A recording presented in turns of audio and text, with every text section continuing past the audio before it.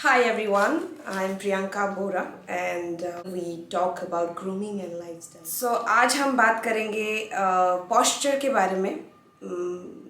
Posture एक बहुत ही बड़ा और important part है grooming का. So अगर आपका posture अच्छा है फिर ज़्यादा मेहनत करने की ज़रूरत नहीं होती है. So if your body posture is correct, then you don't have to do much about anything else because the first impression is 99% done with the right body posture. Because आप जब राइट बॉडी पोस्चर के साथ कहीं पे enter करते हो किसी interview के लिए या फिर किसी ऑडिशन के लिए या किसी भी तरह की इवेंट के लिए, तो वो बॉडी पोस्चर अगर करेक्ट होता है तो वो ऑलरेडी लोगों को आकर्षित करता है आपकी तरफ और आप ऑलरेडी वो फर्स्ट इम्प्रेशन 99% जीत चुके होते हो. इसीलिए आज हम बात करेंगे पोस्चर के बारे में, कौन से करेक्ट पोस्चर्स हमें रखनी चाहिए और अगर हमारी बॉडी पोस्चर को हमें करेक्ट करना है तो हम उसे कैसे कर सकते हैं.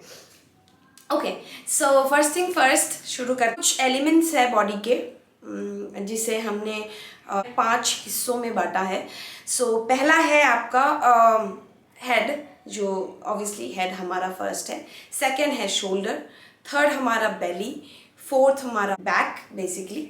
सो और फिफ्थ हमारे लेग्स और वॉक आप कह सकते हो उसे. फर्स्ट थिंग फर्स्ट शुरू करते हैं हेड से.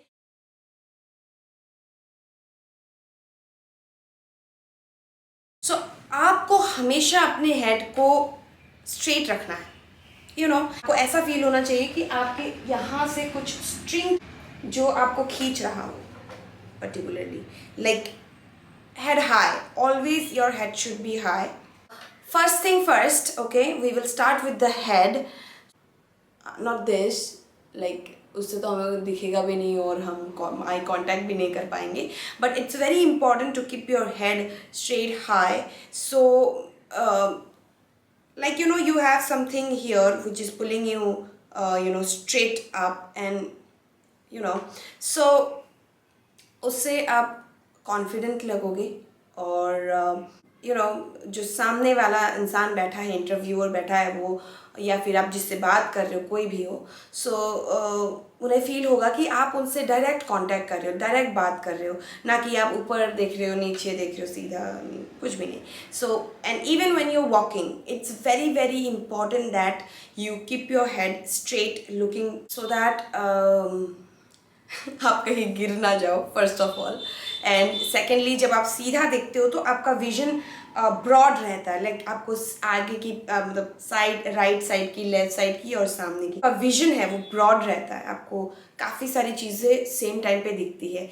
और वही चीज़ अगर आप नीचे देख के चलोगे या किसी से नीचे देख के बात करोगे तो वो सोचेगा आप इंटरेस्टेड नहीं हो उनसे बात करने में ज़्यादा. और ऑल्सो आप जब नीचे देख के चलोगे तो हो सकता है कि सामने कुछ आ जाए और आप दिखे नहीं, कोई खम्भे में आप टकरा जाओ या कुछ भी हो सकता है. सो it's very important that you look forward straight and keep a bigger vision and walk. So this is about the head. Now we'll come to the shoulder. Okay, so first thing you should do is किसी भी किताब को अपने sir पर रख कर walk for 5 minutes up and down. आप बाहर जाने की ज़रूरत नहीं है. You can walk in your corridor on और inside your room, and after that you can just go and stand against the wall to check that your position is correct or not. So the correct position of standing in the wall is your head should touch the wall, your back, and there should be a gap in between your like there should be a gap between your hip and the upper portion of your waist, upper waist, and the lower waist के बीच में gap होना चाहिए जहाँ से आपकी and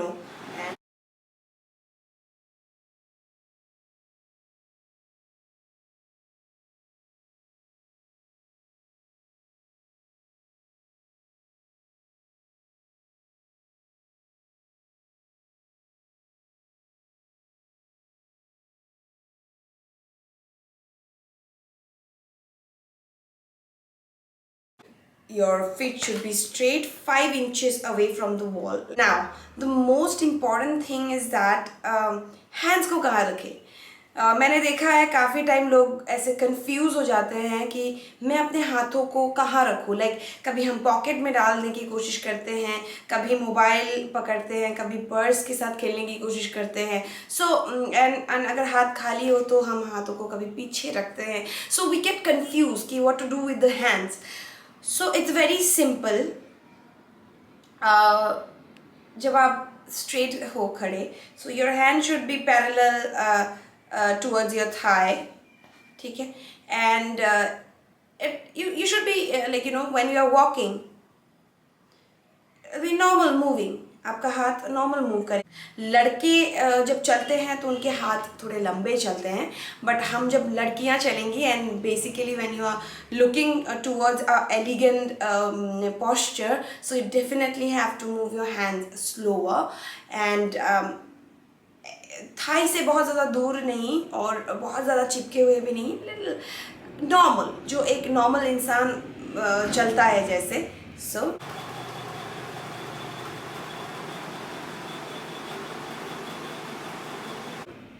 it should go along with your walk.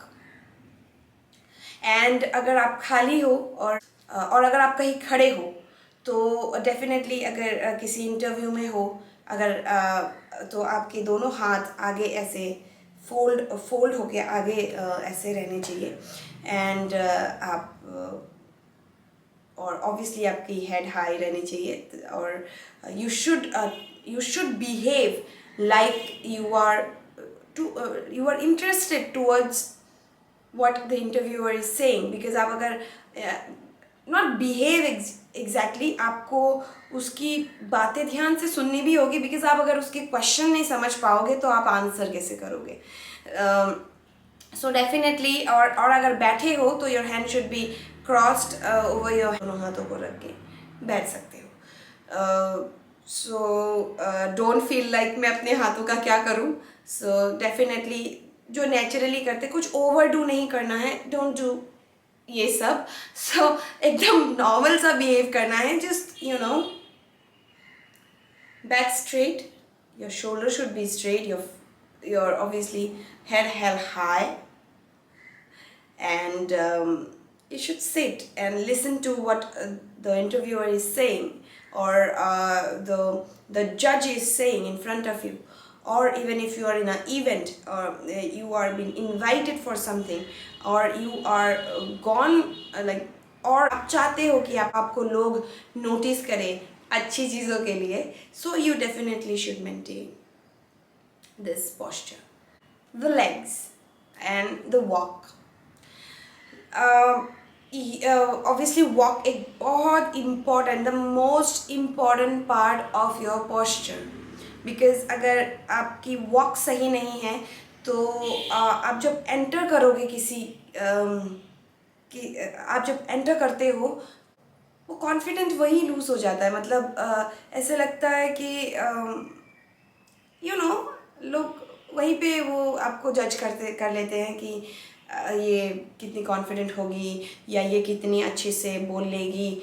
सो अगर आपकी walk सही है and you are walking in the right way, so तभी आपका इम्प्रेशन जो मैंने कहा था कि हेड मतलब है ना, आपका जो फर्स्ट इम्प्रेशन है आपके राइट पोस्चर से ही 99% सॉल्व हो जाती है. सो वॉक उसमें से सबसे इम्पॉर्टेंट एक हिस्सा है.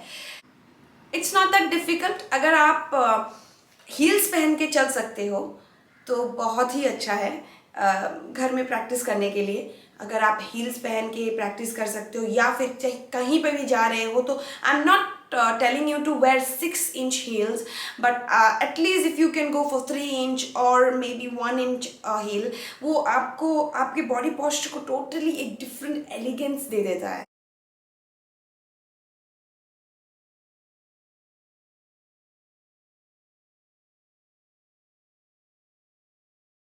और उससे आपकी वॉक ऑटोमेटिकली सही हो जाती है. हम लोग फ्लैट्स पे थप थप थप थप करके चलते हैं, और अगर जब भी हम हील्स पहनने लगते हैं, हील्स से हमारी बॉडी की पोस्चर जो है एलिगेंट हो जाती है और हम ऑटोमेटिकली थोड़ा बहुत करेक्ट चलने लगते हैं ऑलरेडी। सो अगर आप हील्स के साथ प्रैक्टिस कर सकते हो अपने वॉक को तो बहुत बढ़िया है। और अगर आपको कोई मेडिकल कंडीशंस है जिसके वजह से आप हील्स नहीं पहन सकते हो, सो इट्स ओके। आप कोशिश करना कि आप 1-2 मिनट के लिए एटलीस्ट हील्स पहनो, एटलीस्ट वॉक ना भी करो तो कम से कम हील्स पे खड़े रहो। और अगर आप ऐसे फील करते हो कि मैं हील्स पहन के कॉन्फिडेंटली इंटरव्यू में नहीं जा सकती तो it's okay, but do wear close shoes, like जिससे आपके टो क्लोज हो। पम्प शूज़ पहन सकते हैं आप, या फिर जो थोड़ा सा टो ओपन होता है, ओपन टो शूज़, वो आप पहन सकते हो। बट अगर आप हील्स पहन सकते हो, nothing can beat that. So now the walk, head, shoulder, back, your hips and your legs, everything is all connected. So when you keep your head straight and you keep your head straight and your body shoulder correctly, and your hands are in the right place, your walk gets automatically beautiful. It automatically looks confident.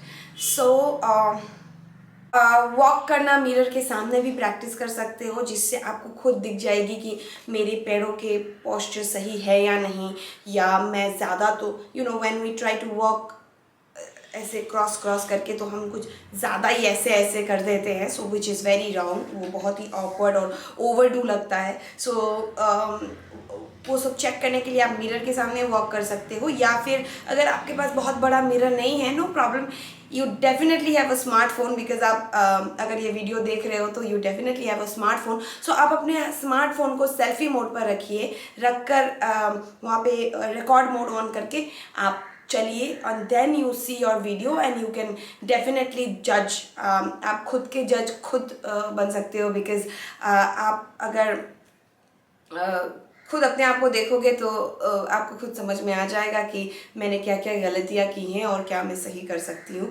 So walk को उसी तरह से practice कीजिए। और अगर आपको मौका मिले कोई फैशन शो देखने का, या then notice that how the model walks, they walk in a very dramatic way sometimes, but वो हम जब इंटरव्यू में जा रहे हैं या किसी इवेंट में जा रहे हैं तो हमें इतना ड्रामेटिक वॉक नहीं करना है, बट येट आप उसको सिचुएशन के हिसाब से खुद न्यूट्रलाइज करके देख सकते हैं। सो as I told you first, 5 elements of your posture. First is head, shoulder, your back and your walk. These are the 4 elements, and the most important element is confidence. Last but not the least, confidence is everything, and it is must that you have to wear your confidence. Do not forget to wear your confidence when you are out of your house. Even try to be confident. Practice your confidence when you are inside the house alone. Most of the people doesn't have it, and they are very afraid of public speaking. They are very afraid of presenting themselves in public or in front of somebody. But there is a saying called fake it until you make it. Exactly. So जब तक आपको सच में confidence अंदर से नहीं आ जाता है, fake it. Just behave like you are so confident, and you are not afraid of anyone, and you are not like आप अंदर से डरे हुए नहीं हो. आप ऐसा दिखाओ अपने कॉन्फिडेंस के साथ, एंड धीरे धीरे आपको भी पता चलने लगेगा कि कॉन्फिडेंस जब हम पहन लेते हैं, जब हम कॉन्फिडेंट होने लगते हैं तो लोग हमें किस तरह से देखते हैं, तो आपको भी फिर उसका नशा चढ़ जाएगा और you will start being confident after that. So till then, just fake it. It's not bad, but do remember that overconfidence and underconfidence is not good. You have to be confident. So there is a very very very thin line between overconfidence and confidence. So just remember that, and I hope you like this video. Thank you so much, and stay groomed. Bye.